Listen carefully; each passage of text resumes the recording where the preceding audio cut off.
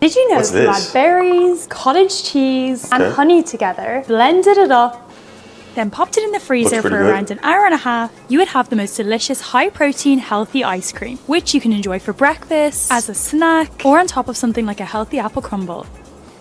Wow, a healthy, high-protein ice cream, only 3 ingredients, but it also contains cottage cheese, so I'm skeptical on how it's gonna taste. Let's give this one a review. All right, the first thing you wanna grab is a blender. Now, I think most of us aren't huge fans of cottage cheese, but we're gonna be adding 1 cup in there. Now, you could add any fruit you want, but I'm gonna be adding half a cup of blueberries, then a half a cup of raspberries. Next, we're gonna be adding some honey, and that's gonna be 3 tablespoons.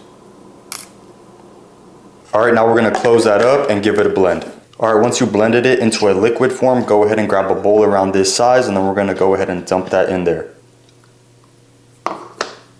Now go ahead and spread it out evenly. All right, once that's done, now we're gonna wanna freeze it for an hour and 30 minutes at least. All right, once you take it out of the freezer, go ahead and let it sit for 10 minutes. All right, once you let it sit for 10 minutes, that's just gonna make scooping your ice cream a lot easier.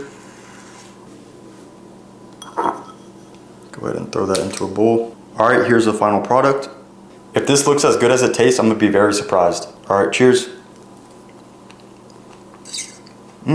All right, I'm gonna have to give this a 9 out of 10. It tastes as good as it looks. If you could add some toppings, I would recommend to add some coconut or some dark chocolate. The full recipe's in the description below. Go ahead and save this video for later.